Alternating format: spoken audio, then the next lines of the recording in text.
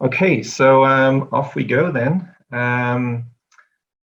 As one of the enduring topics of the Predicar Research Project appears to be the support verb construction, I thought, and also variation is a core part of the agenda, of course.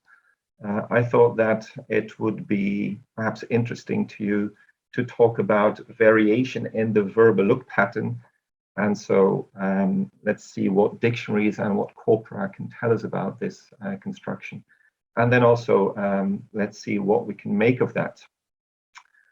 Right, so that was the title page. So Mariana, if you could try and scroll down, let's see if that works. Okay, so as for acknowledgements, and you can still scroll down just a little bit. Let's see if that works. Okay, let me point out that this is joint work with Pamela Fagundes Travassos, and that you can read up on this presentation in a full paper, which will be published soon, I guess. It will be an open access publication with the title Taking a Look at the Support Verb Construction Verb Look, in which we demonstrate a variety of methodologies.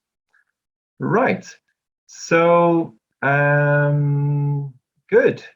How do we express visual motion? That's the central topic here. And it comes with a sort of presupposition in that visual perception is really a kind of motion. And we can see that on the next slide, if you like. Acts of looking, indeed, are expressed in language, not just in English, but in languages across the world, just like people or objects move from one place to another.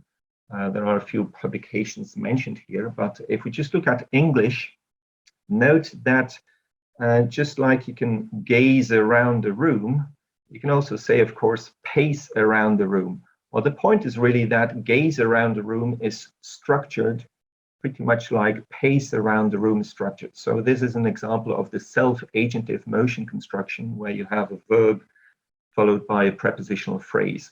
And also look out the window or look out of the window is then a bit like jump out the window or jump out of the window.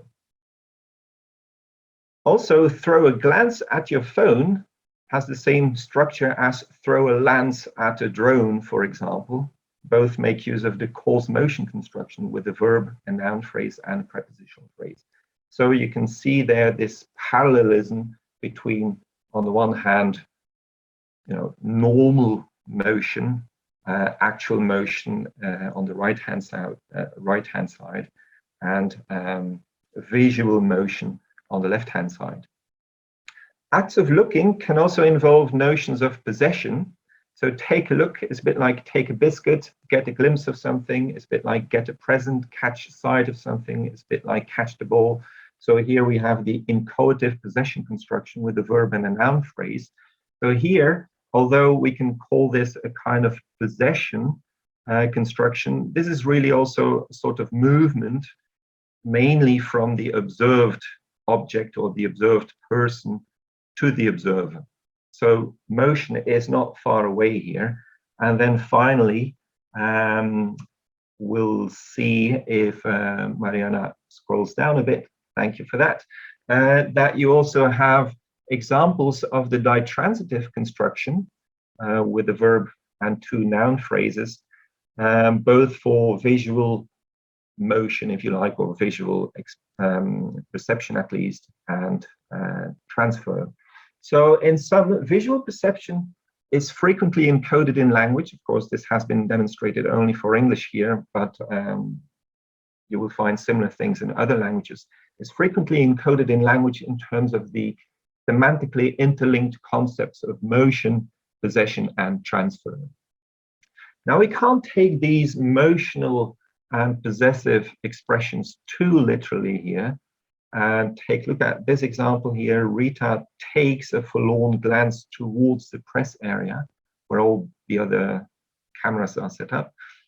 So here we have take, which I just mentioned, involves movement mainly from the observed to the observer, where then towards is a preposition which involves movement from the actor, the mover, towards what is observed.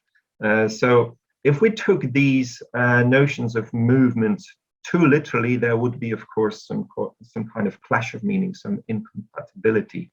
And also note that in English, we can say take a look at someone or something, but in Portuguese, mainly Brazilian Portuguese, the verb give, dar, would be used, whereas, of course, take and give are each other's opposites. So that's another indication that we can't take these encoding options as expressing something literal. Also note in English, we can both have take a look and have a look. By the way, these two alternatives will be focused on in the remainder of my presentation. Now, take and have, of course, are not the same things outside of this and other support verb expressions, or this pair of expressions. Take refers to the gaining of possession, while have refers to the already having of possession. So it's the result of a particular event. Okay, let's see what's on the next part of that slide. Perhaps it's important to define a support verb construction a little bit. Of course, you know about this construction as part of this project. Well, that's a construction where a general purpose verb, very often this is referred to as a light verb, and which is mainly restricted here at expressing tense and aspect information, combines with a noun phrase whose head is semantically richer than the verb. But together, the verb and the noun phrase express a certain action. Some key references are mentioned here, and further examples in English are have a drink, have a chat, have a fight, take a bath, take a rest, give a screen, make a comment, do the washing up, and many, many more. And so that's an example of a complex kind of predicate. Right. Okay. Thank you, Mariana. What are the aims of this presentation?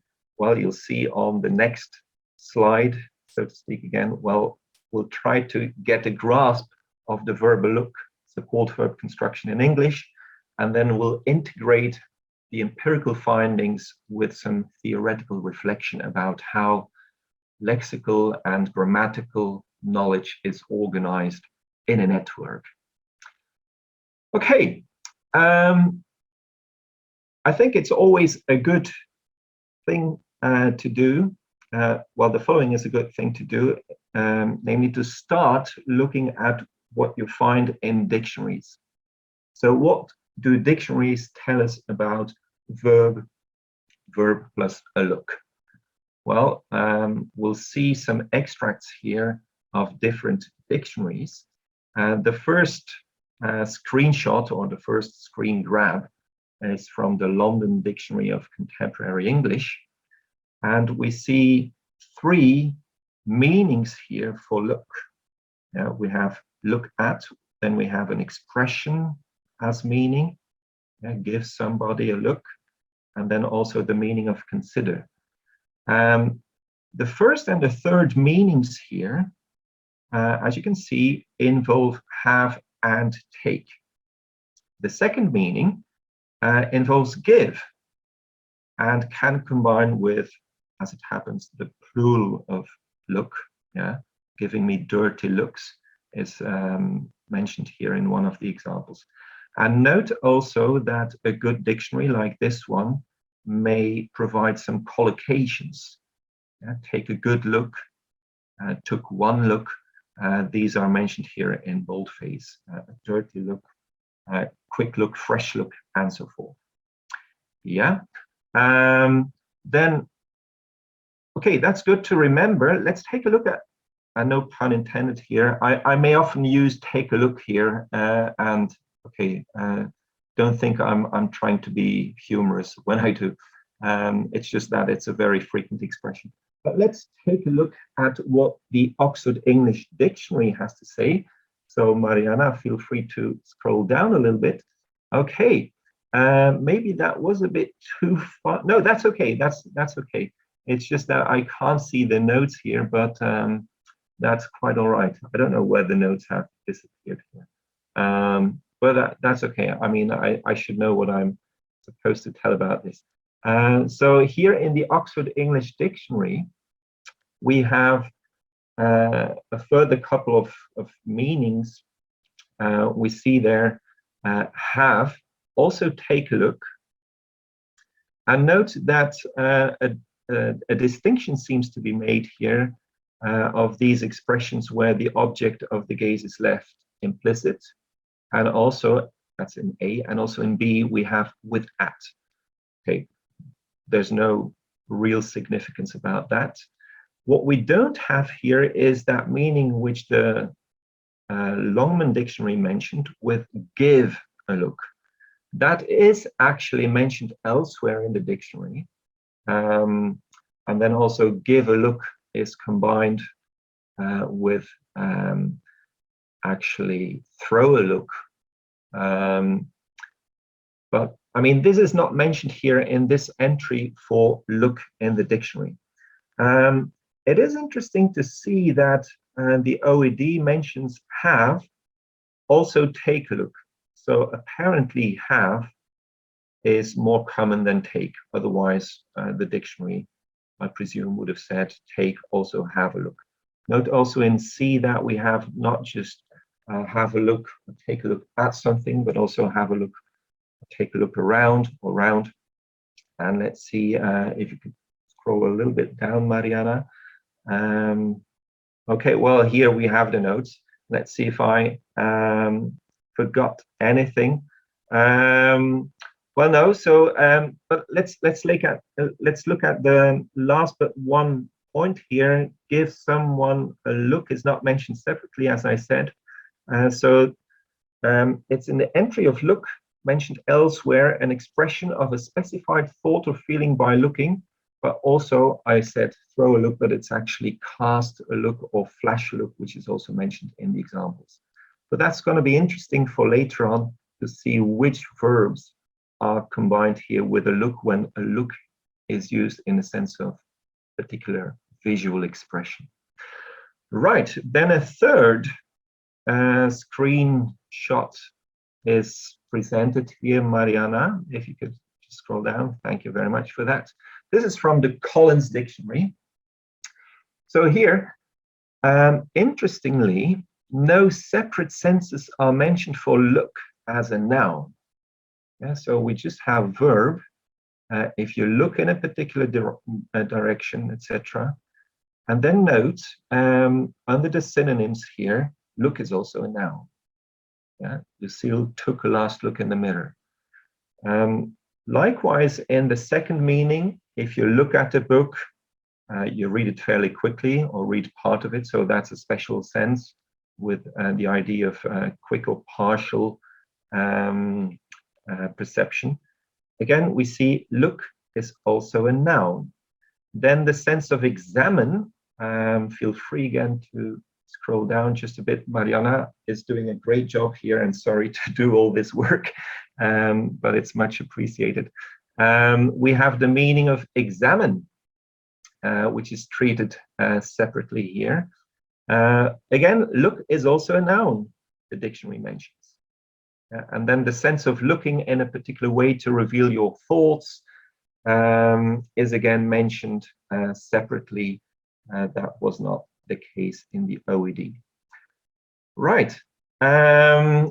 So before we move on to the next slide, it's interesting to pause here about the fact that this dictionary, at least, treats the noun use as very similar to the verb use. So that underscores the idea of a support verb construction where the head of the noun phrase is then actually exactly what would otherwise be expressed by the verb used on its own. So there's a very tight link between the verb used on its own and the support verb construction. This is being captured here in this particular dictionary. Okay, so what can we distill from looking at what dictionaries have to say here? Well, Mariana, if you could scroll down. Well, what are the questions? Well, there are 4 questions that we can distill here. First of all is have a look, as the Oxford English Dictionary presented things. Is that more frequent than take a look? And could there be perhaps regional preferences here? For example, if we look at British English versus American English. Secondly, are there specific collocations where one support verb is more common than another? Yeah? For example, is take the verb to be chosen when we say take a good look at something rather than have a good look at something? Related to this preceding question, maybe there are specific meanings or functions for which one support verb is more common than another. So that's another thing that we could find out empirically. And then for the meaning related to a way of looking that is expressive of something, as in a mournful look, is the verb give the most typical environment? And do we find other verbs apart from give?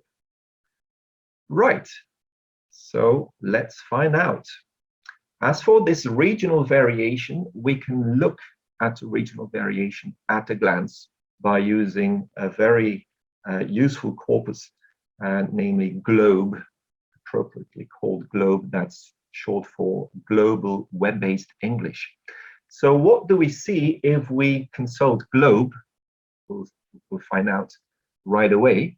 Well, here are some screenshots from GLOBE for have a look and take a look, respectively. So the top bar there is, yeah, well, a bar chart really, with all the frequencies, normalized frequencies per million word for different varieties of English, different Englishes. So we have US English, Canadian, British, Irish English, Australian, New Zealand, and so on. So for both varieties.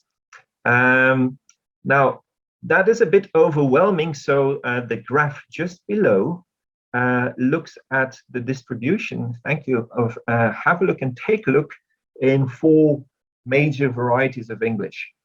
So what we see here is that for most major varieties of English, the OAD appears to have it backwards. It should more appropriately have written to take a look, also have a look. Yeah. So definitely for American English and Canadian English, take a look is far more common than have a look. In British English, you could say, yeah, have a look comes near take a look, and Australian English is perhaps a bit more British even than British is itself, in having have a look as the more common variant. Right, so that's one thing that we have already found out now, that it's mainly take a look. Okay, what else? Let's look up the collocational preferences for each of those 2 variants.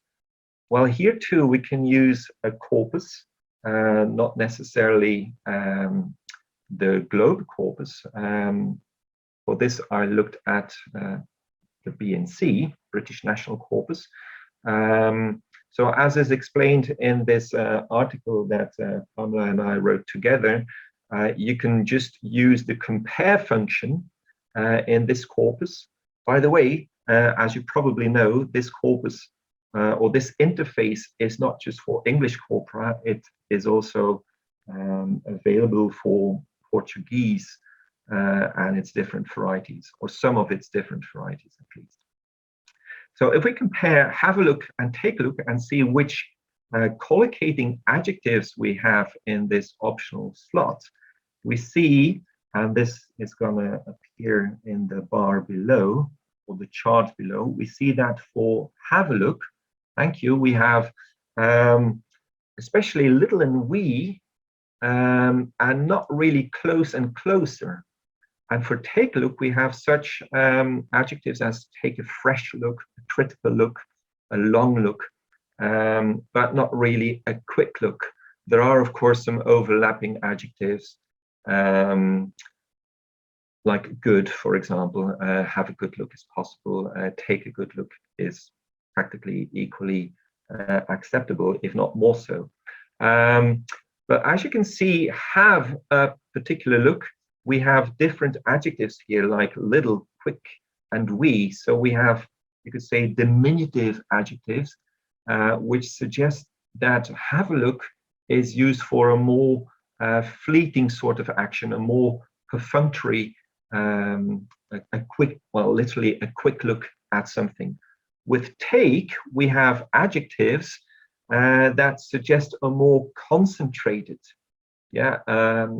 a more laborious way of looking. You can see that if you just scroll a little bit down, Mariana, you can see that you have adjectives like, but you could also see that in the chart above, by the way, you have things like a careful look, a critical look, a detailed or a fresh look, and with two adjectives, a long, hard look, as in take a long, hard look at yourself. So with take a look, we see that the adjectives that typically combine with this verb suggest a more concentrated, a more considered, a more specific way of looking. And look then also is not necessarily just a matter of visual perception. Take a look is often synonymous to take a particular approach or take a particular view at something. So we have some representative examples in context then. What are we doing? Well, let's just have a quick look at this one, and the context goes on. And then for take a look, we have a different representative example. Yes, thank you.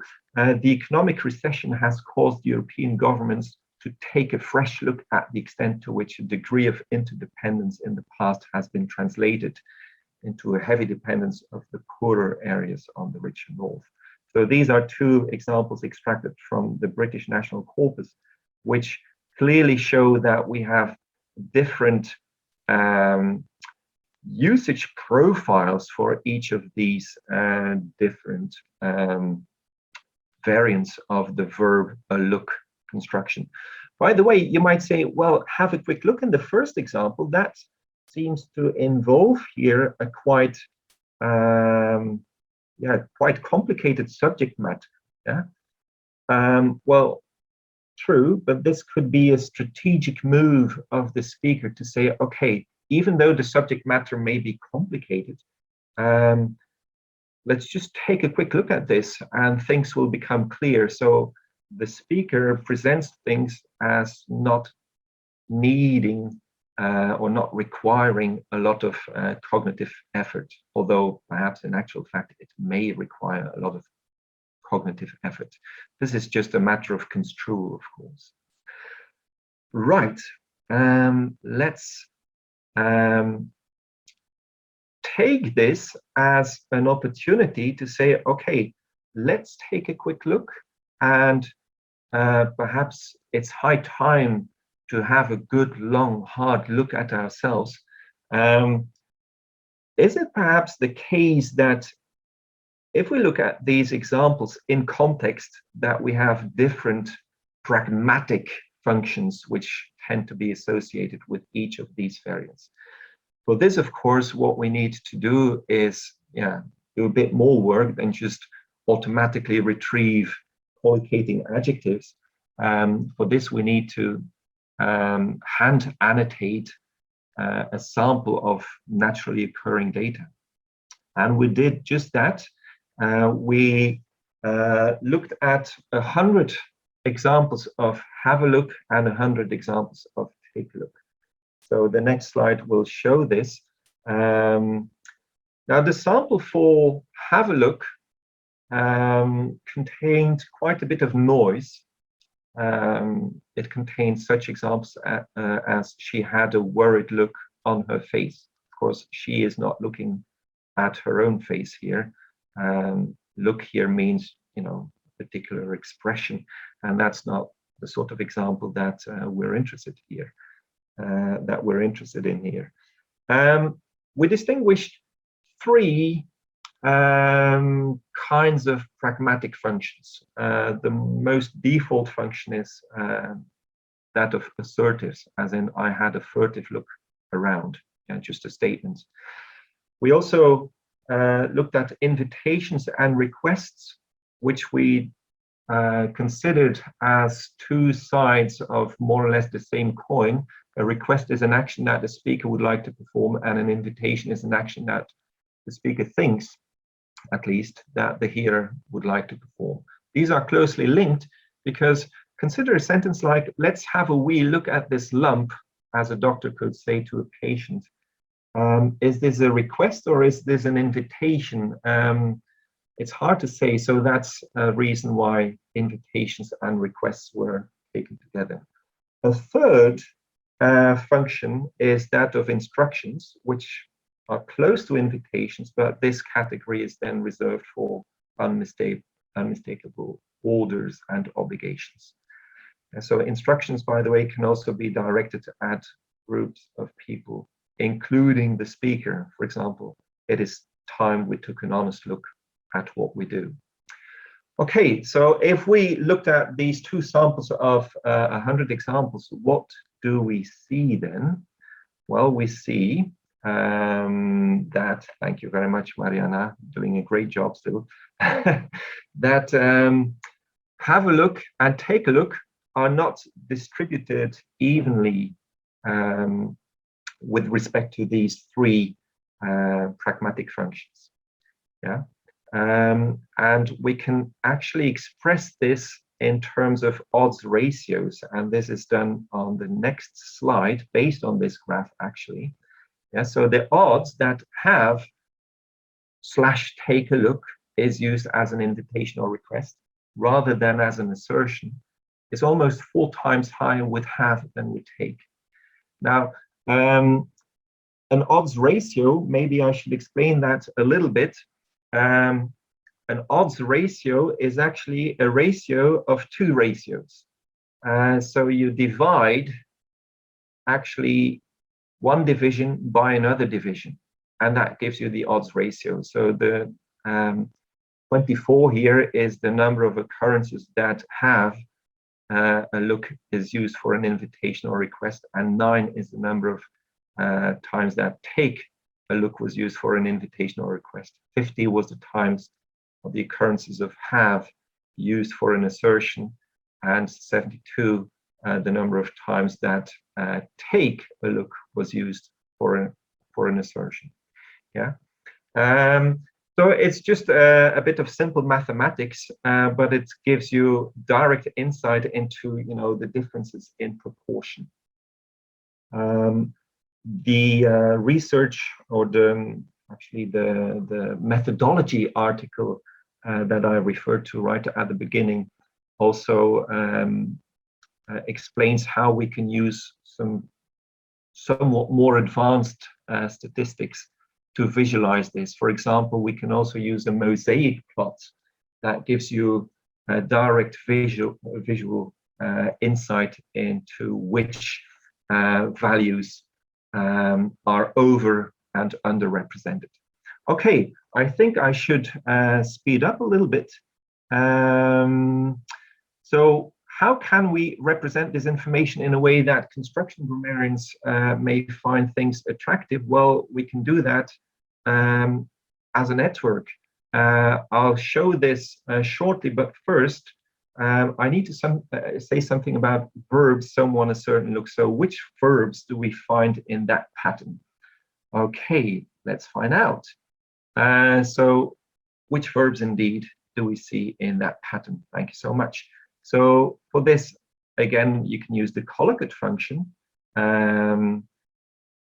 Here we specified pronoun preceding a or an adjective look, because then we have actual occurrences of that pattern with verb someone, like me or you or him or her, them, etc., a particular look.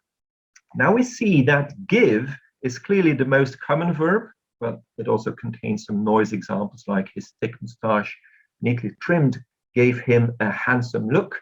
But we also see examples like shoot and throw, send is there, and some further ballistic verbs, which will come up if Mariana is so kind as to scroll down. Thank you so much. So cast is there, dart, flick, flash. Flash was one of those examples that we found in the Oxford English Dictionary. But so examples like shoot and throw, and also these other verbs like cast and fling and dart, flick, toss, these are verbs of throwing, yeah, verbs of, as Gropen called them, instantaneously causing ballistic motion. The question here is, of course, do speakers store these verbs separately, or do they have some kind of cognitive representation of ballistic verb plus someone, a particular look?